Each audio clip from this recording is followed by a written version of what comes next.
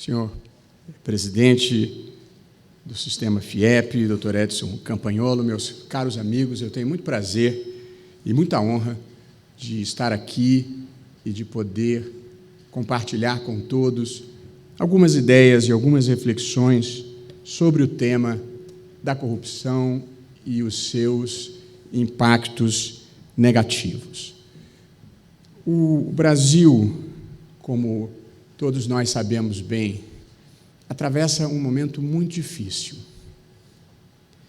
E há uma onda de negatividade no país que, de certa forma, contaminou a cidadania e afeta a própria autoestima das pessoas de uma maneira geral. Eu gostaria de dizer, logo de início, que essa onda de negatividade não me pegou. Eu acho que nós vivemos um momento muito especial no Brasil, um momento de refundação do país, de uma certa forma. De modo que a minha visão é uma visão positiva e eu pretendo compartilhá-la com todos os que estão aqui presentes. Até porque há uma passagem boa de um vencedor do Prêmio Nobel, James Tobin, em que ele disse: o otimismo não funciona. Nada documenta que ele torne as coisas melhores. Mas o pessimismo funciona. Ele efetivamente torna as coisas piores. Portanto, é simplesmente uma atitude negativa diante da vida que não nos leva a lugar algum. Mas a gente não deve cultivar ilusões. De modo que, nessa nossa conversa, eu gostaria de identificar as muitas coisas boas que aconteceram no Brasil nos últimos anos e também fazer um diagnóstico severo do que está acontecendo e do que nós podemos fazer pela transformação construtiva do Brasil. Mas a primeira ideia, a mais importante, que eu gostaria de compartilhar é a que eu vejo este momento como um momento positivo, um momento de destruição criativa de uma velha ordem que talvez já tenha durado 500 anos e que está em boa hora de ser empurrada para a margem da história. De modo que eu não compartilho da visão de mundo de um médico, de uma história que meu querido amigo Carlos Aires gosta de contar, que diz para o paciente: eu tenho uma notícia ruim para lhe dar. Tenho uma ruim e tenho outra pior. E o paciente diz: me dá a ruim primeiro. E o médico diz: você só tem 24 horas de vida. Diz: o que pode ser pior do que isso? Estou para lhe falar desde ontem. Portanto, não é assim que eu penso a vida.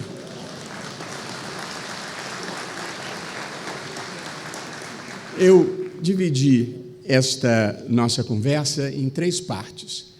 A primeira delas, dedicada à identificação da origem, das causas e das consequências da corrupção no Brasil. A segunda parte, dedicada ao modo como se vem travando esse enfrentamento da corrupção no Brasil. E uma terceira parte, porque enfrentar a corrupção não pode ser a única agenda de um país, algumas ideias para o futuro. O que nós temos que pensar olhando para frente? Começando pelo começo, sobre origens e causas da corrupção no Brasil. Essa não é uma conversa sobre sociologia e, portanto, eu não gostaria de me alongar excessivamente nessa parte. Apenas identifico que nós somos herdeiros, colonialmente herdeiros, de 3 disfunções que, de certa forma, se projetaram na história do Brasil. A primeira, o patrimonialismo, esta dificuldade na separação entre o público e o privado, que vem da nossa colonização ibérica, em que a fazenda do rei e a fazenda do reino não eram entidades distintas, mas se confundiam, e o rei era, de certa forma, sócio e parceiro dos exploradores da colônia. E, portanto, nós temos no Brasil uma cultura e uma herança cultural de má separação entre o público e o privado, que está na origem mais remota de muitos dos problemas que nós enfrentamos. A segunda disfunção que eu consideraria histórica é de um oficialismo, de uma dependência excessiva no Estado. Somos uma sociedade amplamente viciada em Estado e nós precisamos superar este condicionamento, porque é o excessivo poder do Estado que o leva a criar dificuldades e, muitas vezes, a vender indevidamente favores. E, em terceiro lugar, nós temos uma herança de uma cultura de desigualdade, de um país, um pouco pela escravidão, um pouco pela aristocracia, a crença de que existem superiores e inferiores, que alguns são melhores do que os outros. E como não há direito para todo mundo, buscam-se os privilégios. E, portanto, os privilégios são foro privilegiado, prisão especial, carro oficial, auxílio moradia e outras disfunções que se inserem nessa ideia de que, já que não tem para todo mundo, pelo menos eu vou salvar a minha parte. Essas três disfunções têm nos acompanhado e acho que muitas gerações de brasileiros têm procurado enfrentá-las. Vistas essas causas remotas, eu acho que alguns problemas associados à corrupção têm causas mais próximas e mais imediatas. E aqui eu reitero esta ideia que me parece importante, que é a do superdimensionamento do Estado. E esse Estado onipresente é, por um lado, ineficiente, politiza as relações e induz à corrupção. E, portanto, acho que uma das causas associadas à corrupção é um Estado grande demais. E essa é uma causa muito próxima e muito fácil de detectar. A segunda causa, eu diria, mais imediata, estava sendo destacada no início da apresentação pelo doutor Alex Merria, é a impunidade. A impunidade, as pessoas na vida se movem por incentivos e riscos. E se você cria um país em que os incentivos à corrupção são muito grandes, porque é o ganho fácil e gordo, e os riscos de punição são mínimos, as pessoas acabam adotando as condutas erradas e cria-se um ciclo vicioso, que foi exatamente o que aconteceu no Brasil e que nós estamos procurando romper, procurando quebrar. E a terceira e última causa sobre a qual eu gostaria de conversar um pouco mais está associada ao sistema político brasileiro. E aqui, para fazer um disclaimer logo ao início, tal como disse o doutor Alex Merria, eu também não falo de política. Eu falo de aprimoramento das instituições. Ninguém aqui vai saber se eu gosto mais de A, B ou C. E, para ser absolutamente franco,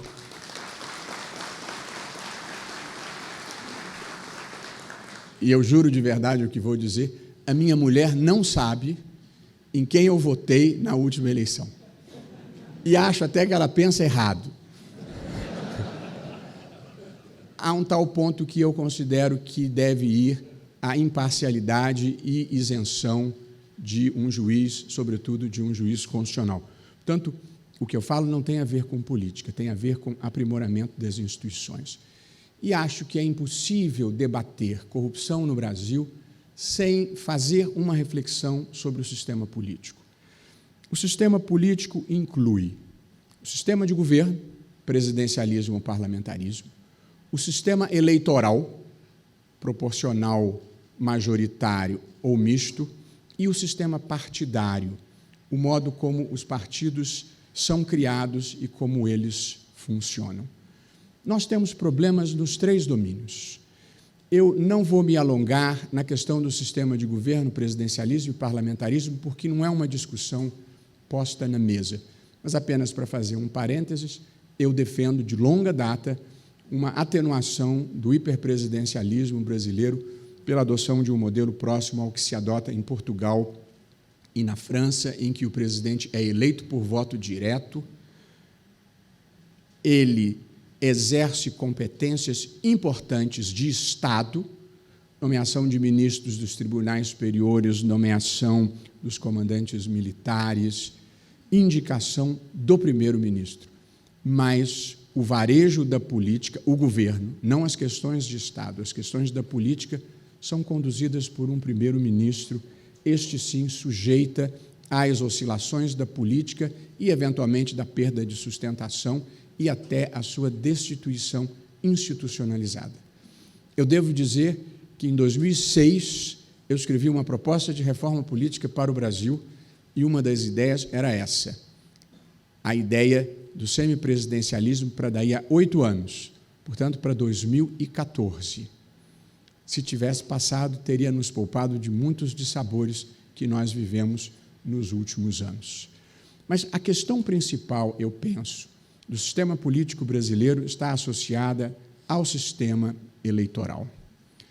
O Brasil precisa de uma reforma política, porque esta é uma agenda inacabada, que seja capaz de baratear o custo das eleições, que seja capaz de aumentar a representatividade democrática do Congresso e que seja capaz de facilitar a governabilidade.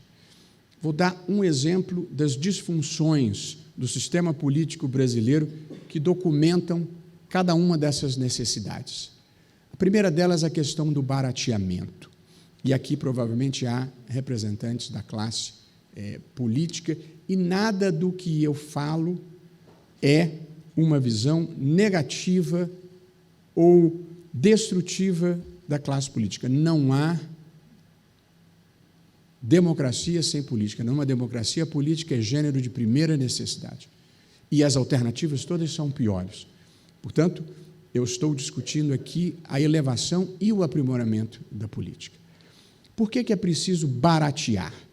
Tome-se como exemplo a eleição para a Câmara dos Deputados.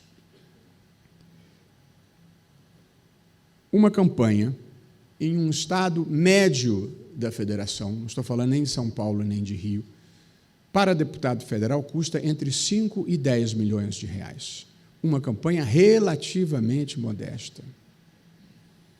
O máximo que um deputado federal pode ganhar líquido em 4 anos de mandato, observados os tetos, é R$1.100.000. Portanto, a diferença entre o que custa e o que se arrecada é a primeira, se não a mais importante das causas da corrupção no Brasil, que está associada ao financiamento eleitoral, porque esta diferença precisa ser buscada em algum lugar. Portanto, a primeira coisa a se fazer, a corrupção no Brasil, portanto, é um problema aritmético. Basta fazer a conta, verificar que ela não fecha e que esse dinheiro tem que vir de algum lugar.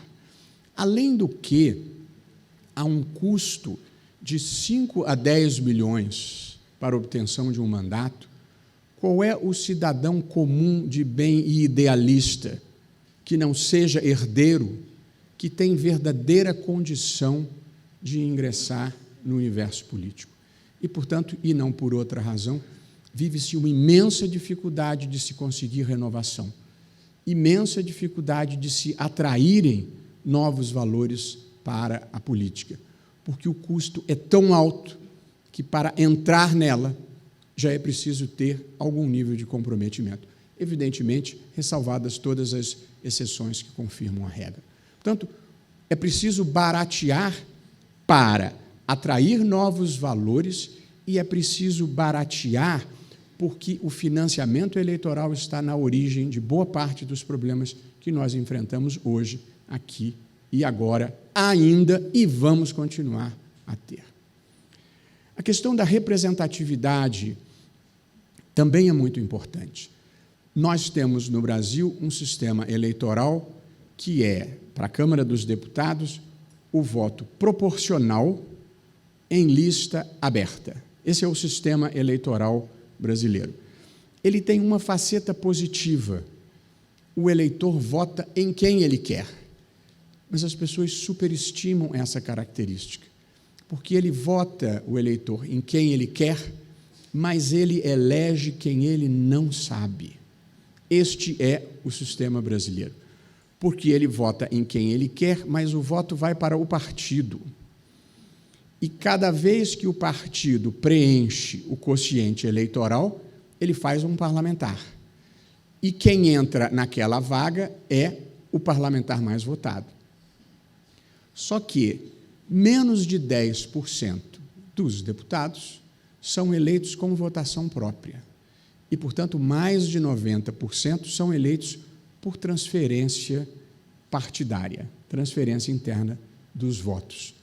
Portanto, nós temos um sistema em que o eleitor não sabe exatamente quem ele elegeu. E não por outra razão, quase ninguém aqui, neste grande auditório, lembrará sequer em quem votou nas últimas eleições. Portanto, o eleitor não sabe exatamente quem ele elegeu. E o candidato não sabe exatamente por quem ele foi eleito.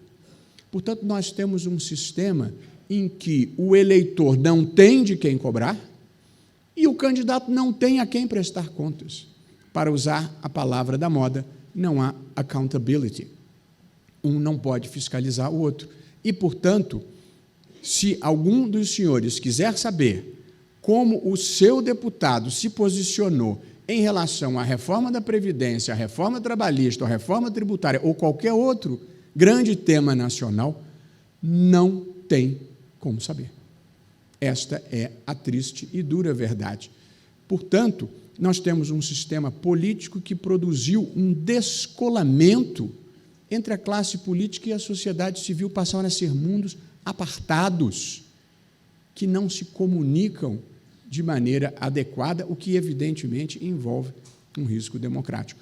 Esse não é um debate sobre reforma política, mas eu mesmo apoiei e acho que boa parte das lideranças apoiou, mas não passa, pela próxima razão que eu vou dizer, um sistema distrital misto, que funciona assim. A Câmara dos Deputados é preenchida, em sua metade, por candidatos eleitos em distritos, e a outra metade por candidatos eleitos pelo voto partidário. Portanto, o eleitor tem 2 votos. Ele vota no distrito e ele vota no partido. Por que votar no distrito é importante? Porque você divide o Estado em circunscrições geográficas limitadas, e aí cada Estado terá o seu quociente eleitoral, podem ser 100 mil pessoas, 200 mil pessoas, mas a campanha passa a ser feita num espaço geográfico delimitado para um número delimitado de pessoas, o que barateia extremamente. E o segundo voto é um voto partidário, não é cada candidato concorrendo por si próprio. Você vota no partido. O partido apresenta uma lista, mas o eleitor tem o direito de votar fora da lista, se ele assim desejar. É o que se chama de lista flexível. Se o candidato que concorreu fora da lista obtiver o quociente eleitoral, a vaga é dele. Se ele não obtiver, segue-se a lista. E a lista tem uma vantagem, que é a melhoria da qualidade da representação política, que ao fazer uma lista, pode-se colocar na lista um empresário de sucesso, que normalmente não entraria para a política, um professor de economia bem-sucedido, que normalmente não entraria para a política, um líder comunitário relevante, que normalmente não entraria para a política. E, portanto, se melhora a qualidade da representação política e se institucionaliza a campanha. Porque, no modelo brasileiro, o principal adversário de um candidato a deputado federal pelo PT não é o candidato do PSDB, é o outro candidato do PT. E, portanto, você tem que personalizar a campanha em vez de institucionalizá-la. E, por essa razão, acho que uma das agendas inacabadas do Brasil é a reforma do sistema eleitoral, que é caro demais e de baixíssima representatividade. E, terceiro e último, é preciso modificar o sistema partidário. Há 35 partidos políticos no Brasil constituídos e há mais de 3 dezenas na fila do TSE para obterem registro. Portanto, criar partido político no Brasil virou um business, um negócio, e não uma forma de procurar realizar o interesse público. Até porque, apesar do mundo ser muito plural, não existe 70 propostas políticas alternativas no mundo para serem implementadas. Portanto, o que acontece, que motiva a criação desses partidos, é a apropriação frequentemente não republicana do fundo partidário, e agora tem o fundo eleitoral também, e a venda do tempo de televisão para os partidos maiores. Portanto, temos um sistema político, um sistema partidário que, triste como seja reconhecer, é a institucionalização da desonestidade. E, portanto, é preciso fazer o diagnóstico severo para enfrentar este problema do modo que nós precisamos enfrentar. Uma coisa que acho que nós estamos aprendendo no Brasil é não nos assustarmos mais com aquilo que sempre sabíamos, ou com aquilo que sempre soubéramos. E o sistema partidário é um exemplo desses. Como era o fato de que os partidos políticos se engalfinhavam para nomear dirigentes de empresas estatais. Alguém achava que era para fazer coisa boa? E um dia nos surpreendemos.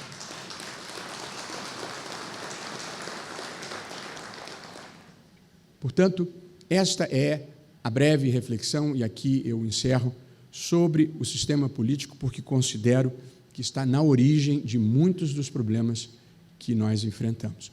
Eu, como disse, escrevi uma proposta em 2006 e, desde então, onde eu posso, eu falo nisso. E acho que um dia vai prevalecer.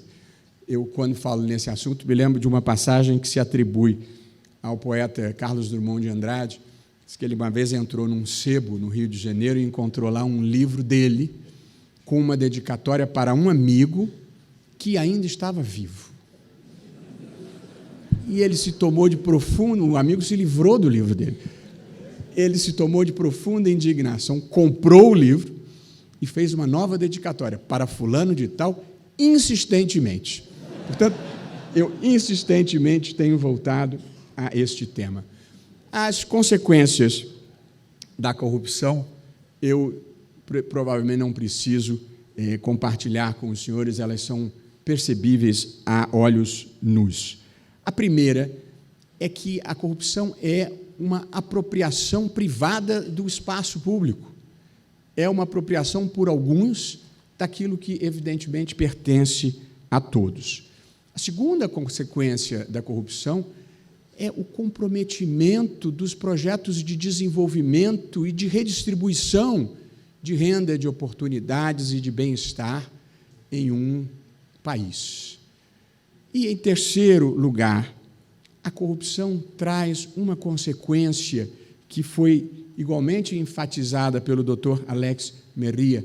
Além de ela afetar a legitimidade dos governantes e a sua capacidade de implementar coisas boas, a corrupção, ela cria um ambiente de desconfiança das pessoas entre si e de desconfiança das pessoas em relação ao seu governo. E isto cria uma relação de desapreço e de desrespeito mútuo que existe entre alguém que me engana e que, portanto, como esse alguém me engana, eu não trato com respeito nem com seriedade. Portanto, a corrupção tem consequências no desenvolvimento, na distribuição de riquezas, e o Brasil fica retido injustificavelmente como um país de renda média que não consegue furar o cerco. Quais as soluções? Evidentemente, nisso, como em quase tudo na vida, não há bala de prata. A história é um processo incremental de avanço civilizatório. E é preciso ter indignação para empurrar a história e uma certa humildade para reconhecer que ela tem o seu próprio ritmo e, portanto, não desistir antes da hora. Eu gosto de brincar que, se um homem casasse com 2 mulheres ao mesmo tempo, ele não conseguiria fazer um filho em 4 meses e meio, porque a vida tem um ritmo próprio, a natureza tem um ritmo próprio. E, portanto, nós temos que conviver com realismo, com o fato de que a história não avança na velocidade que a gente deseja. Portanto, o que a gente tem que se certificar é que ela esteja indo na direção certa, porque a direção certa é certamente mais importante do que a velocidade. Que elementos eu destacaria para o combate à corrupção? O primeiro, e voltarei a esse assunto antes do final, é a criação de instituições econômicas e políticas verdadeiramente inclusivas e sujeitas a controle social. Instituições econômicas e políticas inclusivas é o oposto de países em que elites extrativistas se apropriam da direção do país e o direcionam em proveito próprio. E a esse ponto voltarei em seguida. O segundo elemento é que é preciso dar os incentivos e desincentivos adequados para os agentes públicos e os agentes privados para verificar o modo como eles se comportam na vida em geral. Porque os incentivos certos levam as pessoas para o lugar certo e os incentivos errados levam-nas para o lugar errado. Há um filme da década de 70 muito antigo chamado Sérpico, sobre a corrupção na política de Nova York. E, a uma certa altura, o personagem principal, que, se não me engano, era o Al Pacino, fala, mas não tenho certeza absoluta, a uma certa altura ele fala, há na polícia de Nova York 10% de policiais que são completamente desonestos. E há 10% que são completamente honestos. E há 80% que gostariam de ser honestos. Mas é preciso que as instituições os levem para o lugar certo. Esta é a minha sensação relevante do Brasil de hoje. Uma imensa quantidade de gente querendo sair de um conjunto de práticas que naturalizaram as coisas erradas, a um tal ponto que as pessoas já nem mais percebiam que isso estava acontecendo.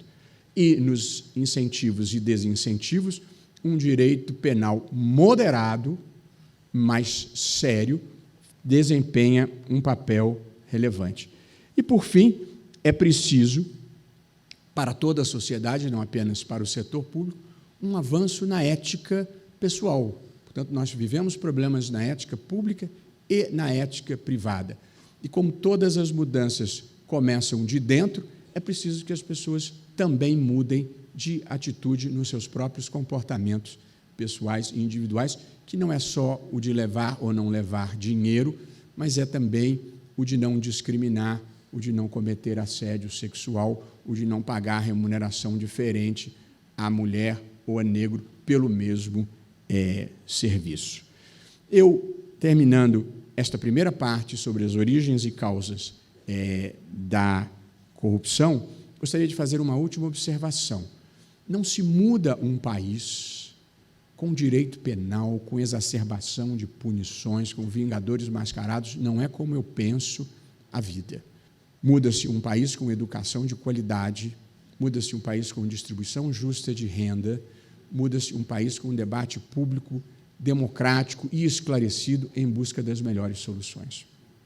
Porém, do ponto como penso a vida, um direito penal minimamente sério desempenha o papel de prevenção geral, que é as pessoas não delinquirem porque temem o risco das consequências negativas do que venham a fazer. Um direito penal, como ocorreu no Brasil, incapaz de atingir qualquer pessoa que ganhe mais do que 5 salários mínimos, criou um país em que, em muitos espaços da vida brasileira, os ricos são totalmente delinquentes, porque acostumaram-se a uma cultura de apropriação privada, de vantagens ilícitas e, sobretudo, de desvio de dinheiro público. E, portanto, é preciso quebrar este círculo vicioso. E aqui termino a primeira das 3 partes da nossa conversa, tendo apontado as 3 consequências que destaquei da corrupção e 3 mecanismos de combate à corrupção. Eu preciso dizer que eu tenho uma superstição nessa vida. Todas as minhas classificações são tricotômicas, eu divido tudo em 3. E vou explicar a razão. Quando eu estudava direito tributário, na faculdade, e de tributos os senhores entendem, quando eu estudava direito tributário, nós aprendíamos que havia 3 espécies de tributos: imposto, taxa e contribuição de melhoria. E vivíamos todos felizes e em paz. Até que um dia alguém disse, em pleno regime militar, empréstimo compulsório também é tributo, que criou-se um empréstimo compulsório sobre gasolina e depois um empréstimo compulsório sobre viagens ao exterior. Romperam a barreira dos 3 e nunca mais houve consenso sobre quais são as espécies tributárias. E eu considero que este tenha sido o início da desorganização do sistema tributário brasileiro, que, como os senhores saberão, sofrem na pele, e eu venho da advocacia, fui 30 anos advogado, é um cipoal insano de tributos. O Brasil é o país em que as pessoas gastam a maior quantidade de horas no mundo com o compliance tributário. Super obrigado. Eu não estou falando do custo tributário, eu estou falando do custo do compliance tributário. Mas mais do que 3 ou 4 vezes o que gastam os nossos concorrentes México, Chile, Argentina, Índia, Rússia. Portanto, esta superstição, romperam a barreira dos 3 e nunca mais se conseguiu organizar o sistema. E se alguém disser, esse sujeito, professor de direito, ministro do Supremo Tribunal Federal, cultiva essas superstições, eu gosto de citar Niels Bohr, que foi um vencedor do Prêmio Nobel da Física, um dinamarquês, que trabalha com mecânica quântica, seja lá o que for isso, e vencedor do Prêmio Nobel, foram visitá-lo no seu gabinete de trabalho e na porta de entrada tinha uma ferradura. E aí perguntaram a ele por que ele, um cientista, um agnóstico, um homem que vivia na objetividade da vida, por que ele tinha uma ferradura na porta do seu gabinete de trabalho? E ele respondeu, é que parece que dá sorte mesmo para quem não acredita. Portanto, eu sou militante desta crença. Passando à segunda parte, que é o tema do enfrentamento da corrupção. Eu gosto de dizer que a história da democracia brasileira é boa. É uma história que tem 30 anos de estabilidade institucional, que inclui a conquista de estabilidade monetária e inclui uma expressiva inclusão social. E, se tiver tempo, eu falo um minutinho sobre isso. Mas é preciso reconhecer que a fotografia do momento é devastadora. Basta olhar em volta e eu vou descrever brevemente fatos objetivos sem nenhum juízo de valor.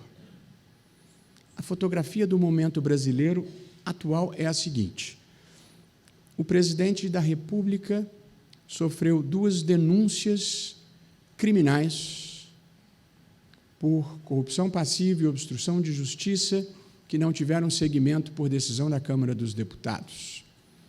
O presidente da República responde a 2 outros inquéritos perante o Supremo Tribunal Federal por corrupção passiva. Um ex-presidente da República foi condenado em 1º e 2º graus por corrupção passiva. Um outro ex-presidente da República foi denunciado perante o Supremo Tribunal Federal por corrupção passiva. 2 ex-chefes da Casa Civil estão presos por corrupção passiva, dentre outras coisas. 2 ex-presidentes da Câmara dos Deputados estão presos por corrupção passiva. Diversos governadores de Estado estão presos por corrupção passiva. Um senador da República, ex-candidato a presidente da República, tem denúncia recebida pelo Supremo Tribunal Federal por corrupção passiva. Todos os conselheiros, menos um de um Tribunal de Contas estadual, foram presos por corrupção passiva. A delação premiada da empresa Odebrecht envolveu 415 pessoas, 415 políticos. A da JIF, 1.829 políticos. As 3 principais empreiteiras do país fizeram acordo de leniência e estão devolvendo dinheiros que somam muitas centenas de milhões, talvez alguns bilhões. Essa é uma descrição factual do momento brasileiro. Alguém poderia supor que haja uma conspiração contra tudo e contra todos. O único problema dessa versão são os fatos, os malditos dos fatos, as provas, os áudios, os vídeos, as fotos, as malas, as mochilas, os apartamentos. É impossível não sentir vergonha pelo que aconteceu no Brasil.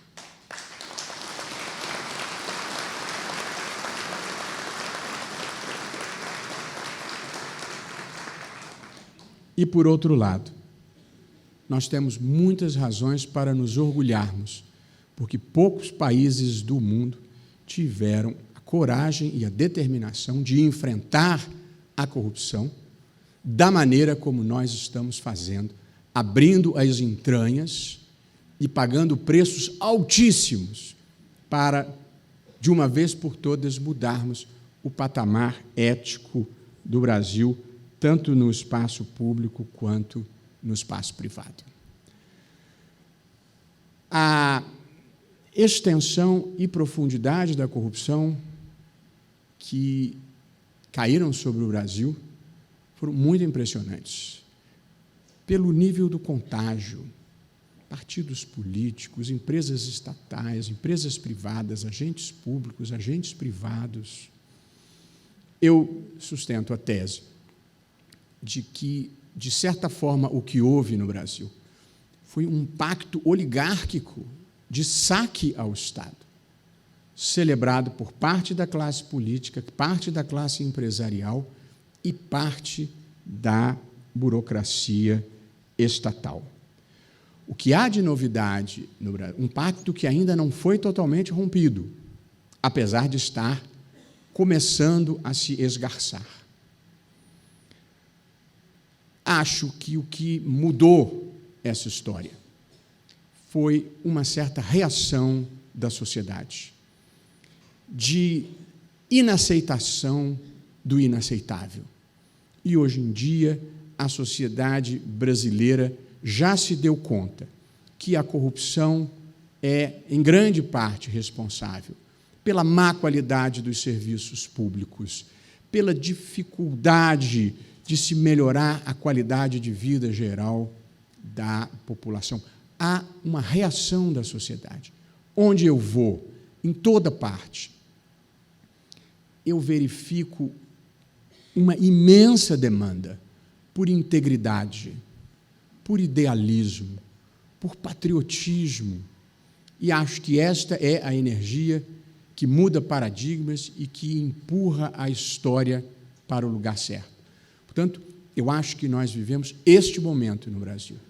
A sociedade mudou e há uma energia diferente na sociedade.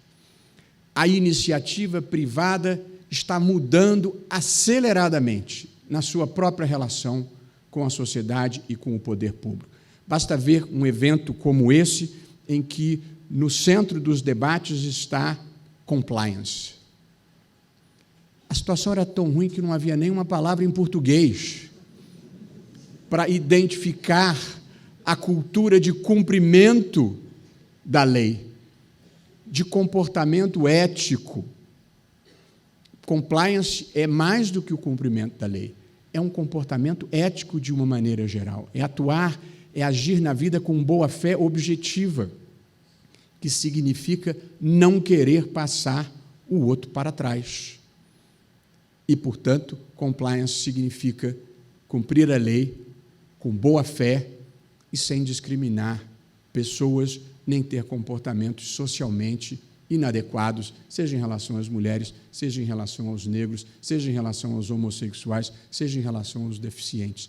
É a abertura para uma vida eticamente mais elevada, para uma postura de tolerância e identificação maior com o outro. Portanto, a sociedade mudou de uma maneira profunda, a iniciativa privada está mudando aceleradamente, o judiciário está mudando aos poucos, e a política ainda não mudou, mas vai mudar, porque esta é uma onda.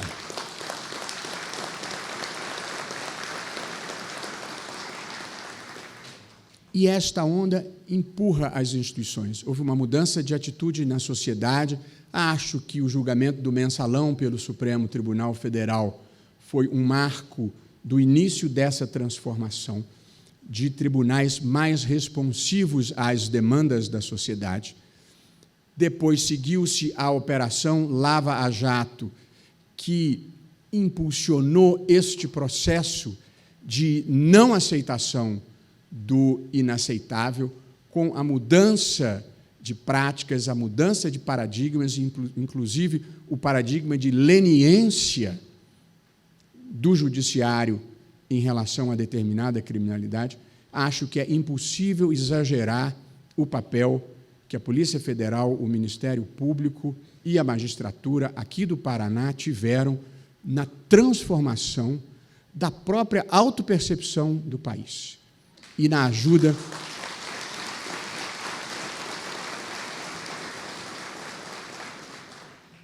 a partir do que aconteceu aqui, nós deixamos de ser um país que empurrava a sujeira para debaixo do tapete e passamos a ser um país disposto a enfrentar com todas as dificuldades a sujeira que existia.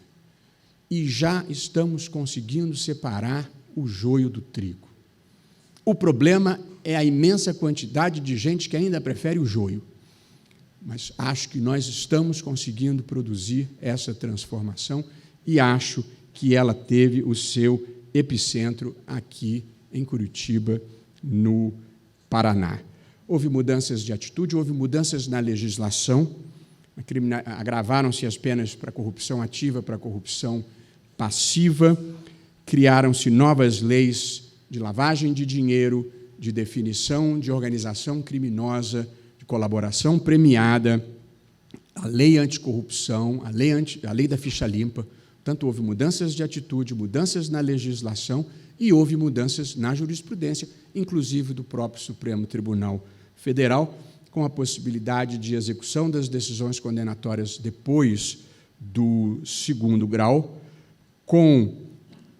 e aqui gostaria de fazer um parênteses, proibição do financiamento eleitoral por empresas e a mudança no foro privilegiado, que recentemente se conseguiu. Parênteses sobre o financiamento por empresas, porque sei que este é um assunto que provavelmente interessa aos senhores. Eu me filiei no Supremo à posição que votou pela inconstitucionalidade da lei, mas gostaria de fazer algumas breves explicações. A primeira, se empresa pode ou não pode participar de financiamento eleitoral, é uma decisão política a ser tomada pelo Congresso.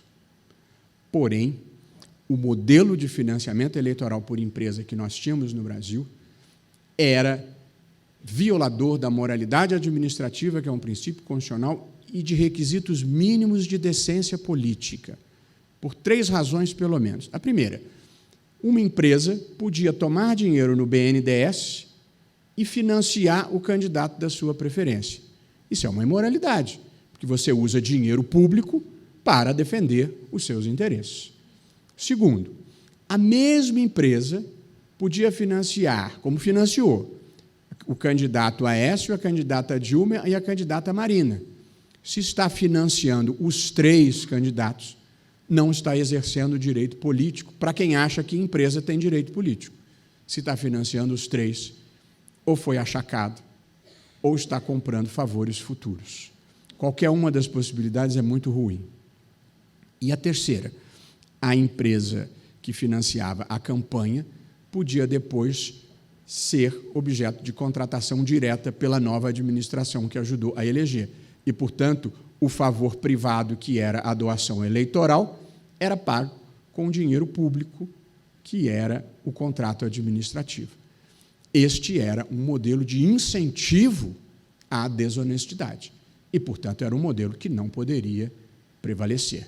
Portanto, o debate financiamento público e financiamento privado, eu acho que ele está em aberto e acho que ele pode ser desenvolvido e nós pensarmos a melhor forma. Mas é preciso que haja limites máximos e regras mínimas de decência, sob pena de nós estimularmos a falta de integridade na política. Fecho esse parêntese sobre a questão do financiamento eleitoral. Portanto, essas mudanças de jurisprudência, elas podem ser mensuradas no impacto positivo que produziram sobre a realidade, sobretudo a possibilidade de execução de condenação depois do segundo grau. Porque o risco real da punição, primeiro, desestimula a delinquência, mas, em segundo lugar, e muito importante, incentivou as colaborações premiadas que permitiram desbaratar as quadrilhas de saque ao Estado brasileiro que existiam, porque a criminalidade do colarinho branco, que associa corrupção e lavagem e evasão de divisas, sem alguém que esteja dentro do mecanismo, para usar o termo do José Padilha, que revele como o dinheiro percorreu a sua trajetória até chegar onde chegou, é impossível. Portanto, a execução depois do segundo grau, existe a chegada do Procurador da República, doutor Deltan Dallagnol.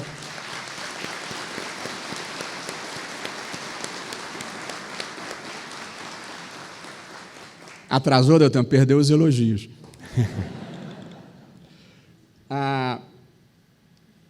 Dizia eu, é possível mensurar, portanto, o impacto desta nova orientação sobre o sistema punitivo brasileiro e sobre os mecanismos de corrupção.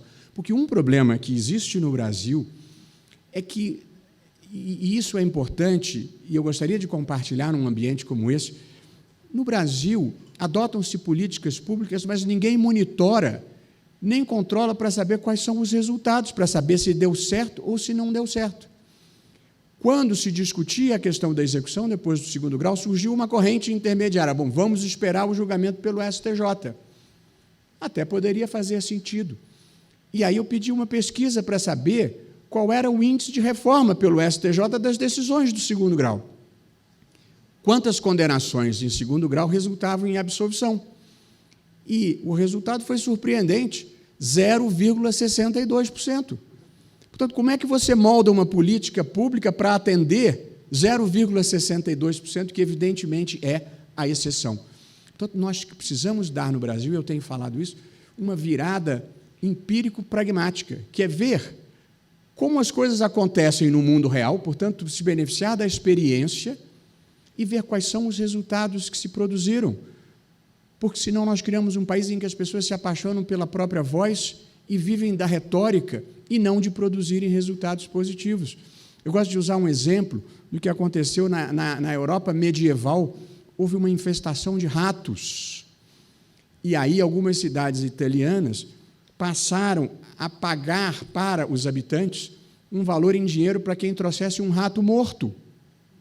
Essa era a política pública para incentivar o extermínio dos ratos. Algum tempo depois foram fazer uma pesquisa, tinha aumentado a quantidade de ratos, porque as pessoas passaram a criar ratos em casa para vender. Portanto, se você não monitora, você não sabe o resultado que você está produzindo sobre a realidade. E, portanto, a execução, depois do segundo grau, produziu resultados visíveis sobre a realidade. Porém, o país está tão acostumado a coisas que não funcionam que as pessoas são viciadas em fracasso. E quando as coisas começam a dar certo, a reação é imediata, de não aceitar o sucesso, de não aceitar alguma coisa que esteja funcionando de maneira adequada. Desnecessário que eu diga, porque nós todos vivemos nesse país, que aquele pacto oligárquico a que me referi antes, ele reage. E, portanto, nós vivemos um momento no Brasil de grande resistência às transformações. Nós vivemos uma grande reação oligárquica. Nós vivemos uma tentativa de operação abafa. Quando ela começou, há um ano atrás, eu faço muitas palestras e eu voto na frente da televisão. Portanto, as pessoas me veem, a mim, aos meus colegas, frequentemente na mídia, mas eu estou só desempenhando o meu trabalho, eu não estou dando entrevista, eu estou votando, só que quando eu voto, sai na televisão. Ou quando eu dou uma palestra, às vezes sai na televisão. Mas há um ano atrás, eu dei uma entrevista para a revista Veja e disse: há uma operação abafa deflagrada e em curso. E ela continua. Porém, uma imensa resistência da sociedade e de uma mídia independente tem contido esse processo. Mas a reação é evidente, porque havia no Brasil uma imensa quantidade de pessoas que se considerava imune e impune. E, subitamente, aquela cultura da desigualdade que eu falei no início começa a ser rompida e o direito penal começa, aos poucos, a chegar a algumas dessas pessoas. E hoje nós temos, na reação oligárquica, dois grandes grupos. O das pessoas que não querem ser punidas pelos muitos malfeitos que fizeram ao longo dos anos, mas há um segundo lote que é ainda pior, que é o dos que não querem ficar honestos nem daqui para frente e que gostariam de manter tudo da maneira que sempre foi. E essas pessoas têm aliados em toda parte, nos altos escalões, nos poderes e onde menos seria de se esperar. E, portanto, a minha visão, que é explicitada, é que, no caso de corruptos seriais, sendo a autoria e a materialidade do crime induvidosas, a prisão preventiva se impõe como medida de ordem pública para não estimular a impunidade e não criar ou perseverar numa cultura de que o crime compensa. Você saber que corruptos notórios frequentam os restaurantes, dão gorjetas fartas, tomam vinhos caros e trafegam como exemplos de sucesso, passa a mensagem errada para a sociedade.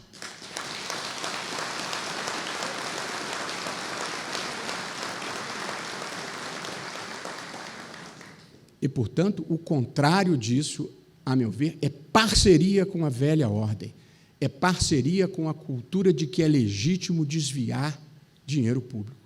A triste verdade é que é mais fácil um camelo passar pelo buraco de uma agulha do que um corrupto serial rico ser mantido preso, na visão, inclusive, de alguns colegas meus.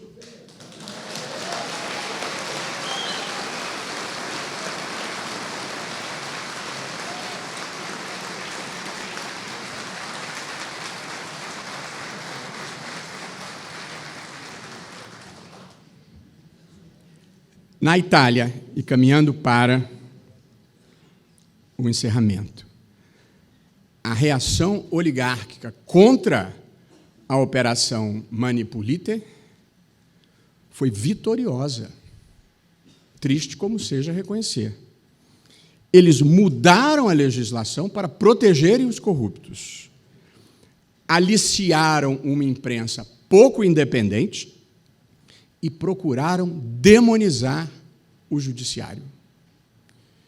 E tudo acabou, como se sabe, na ascensão do Silvio Berlusconi. O problema não foi o combate à corrupção, como erradamente se procura muitas vezes difundir no Brasil.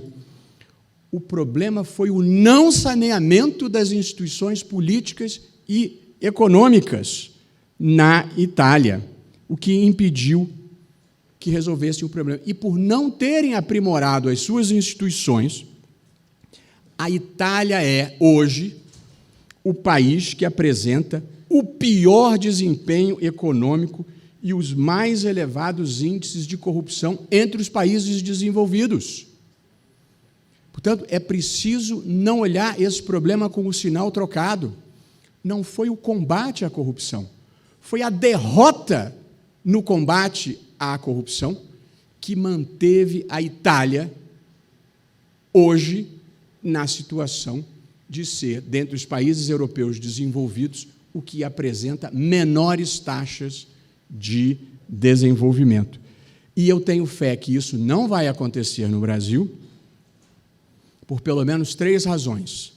A primeira, a sociedade brasileira hoje é muito mais engajada, mobilizada e descompromissada dessa ordem. Esse é o primeiro fator. Segundo, a imprensa brasileira, faça-se o elogio merecido, é hoje uma imprensa livre e plural que ainda sofre a concorrência da rede social. E, consequentemente, nós criamos uma rede de informações, de conhecimento, de fatos que permite às pessoas formarem as suas opiniões de maneira esclarecida. E é impossível exagerar o papel que esta combinação sociedade consciente e imprensa livre produziram no avanço civilizatório brasileiro. E, por fim, nós temos um judiciário que, ainda quando fosse acostumado com a velha ordem, é um judiciário independente e sem laços políticos. Ainda é muito ineficiente, mas essa é outra discussão. Mas independente e sem laços políticos, acho que essas são virtudes que nós precisamos reconhecer. O meu último tópico, antes de concluir, diz respeito ao custo da corrupção. E aqui, os dados da Transparência Internacional, relativos a 2017, colocam o Brasil em 96º lugar em termos de índice da percepção da corrupção. É um pavor, porque são 180 países, portanto, nós estamos para lá da metade. Com um indicador mais preocupante, é que nós temos piorado. Nós éramos o 69º, passamos a ser o 70º, e agora estamos em 96º. Embora, e aqui é importante frisar, a percepção da corrupção muitas vezes aflora quando se está enfrentando a corrupção. E, portanto, esse indicador é relevante, mas ele não deve ser tomado de maneira isolada. Mas é evidente que a corrupção tem custos de ordens diferentes, que eu dividi, como gosto de fazer sempre, em 3. Os custos são custos financeiros, custos sociais e custos morais.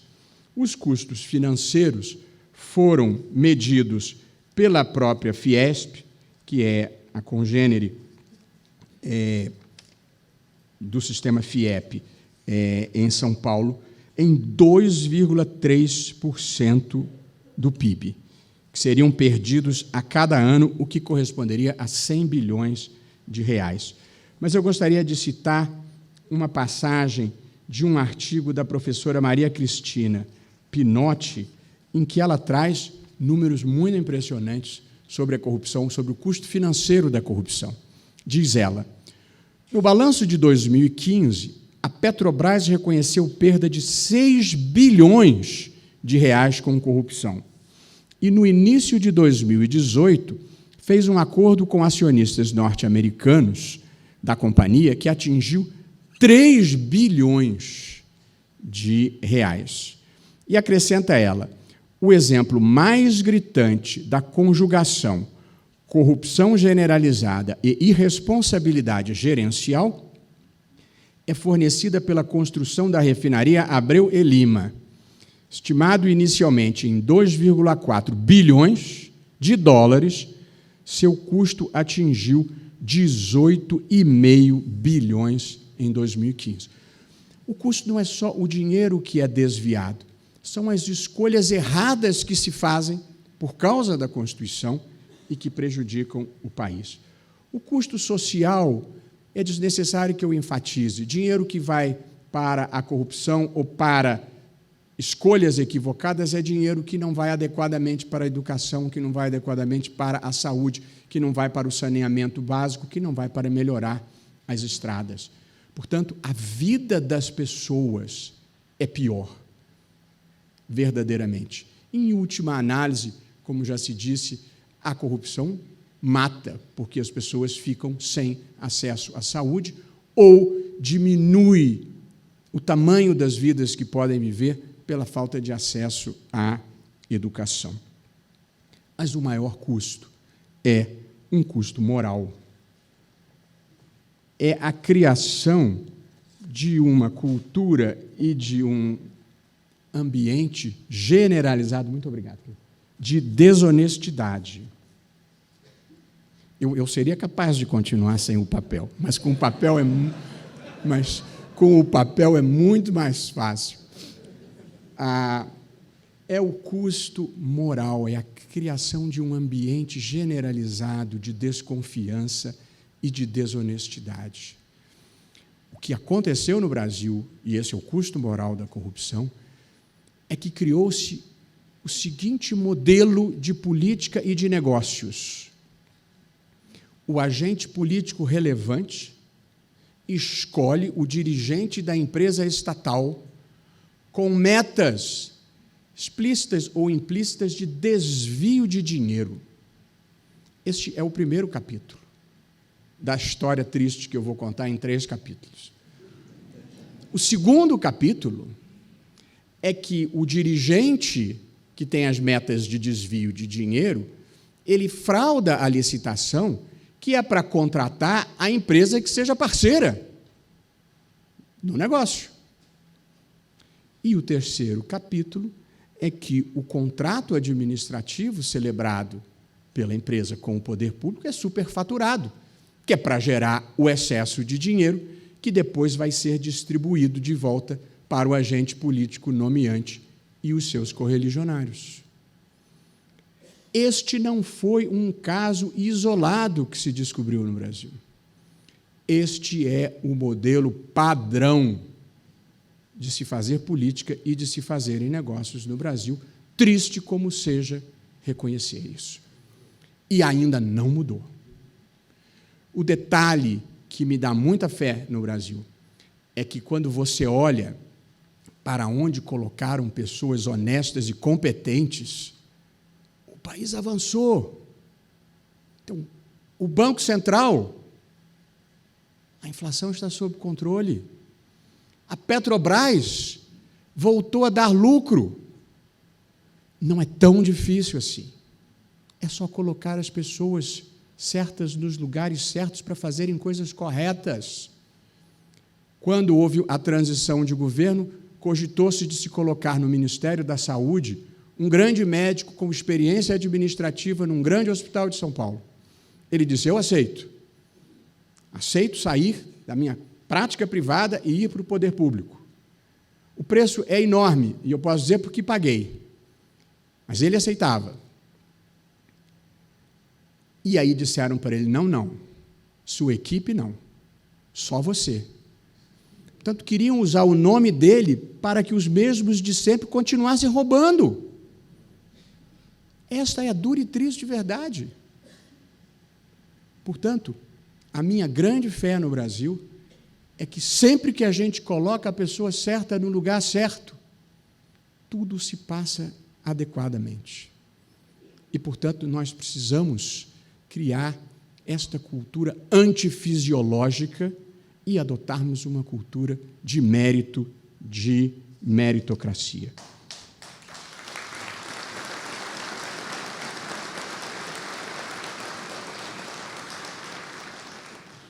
O que eu acho de bom é que, difícil como seja essa hora, o país já mudou.